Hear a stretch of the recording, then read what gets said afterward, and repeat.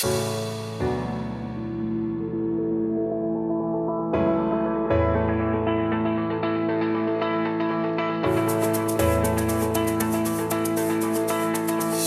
the big challenges that are facing cities these days are urbanisation, and we also have really poor infrastructure in cities. The buildings that we have today were built a very long time ago, and they're energy inefficient, they're not resilient to the impacts of climate, but also a lack of trust in democracy and politicians, which is driving a lot of division, that social polarisation. So these are all things that cities, city leaders have to really understand and address.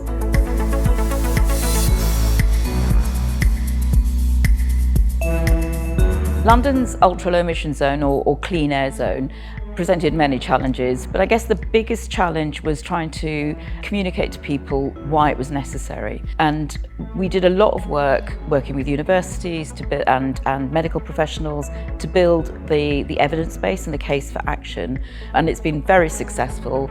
We're breathing cleaner air, and we should have better data soon to talk about how that's impacting on health as well.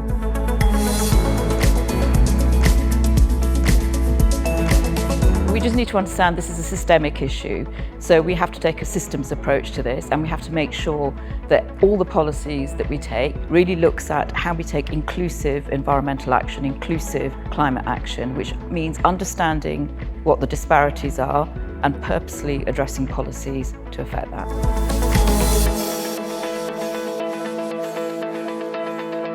The skills you need, well, I'm not going to tell you, that this discipline is better than that discipline. So you need technical skills, but you also need political skills, small p, as in understanding what the context is in and understanding that you have to work with people, collaborate, listen to people who are opposing it. They have some valid points, so you have to understand where their concerns are coming from and try to address that. But if you have built your case properly and you've got the evidence and it's the right thing to do, then persevere.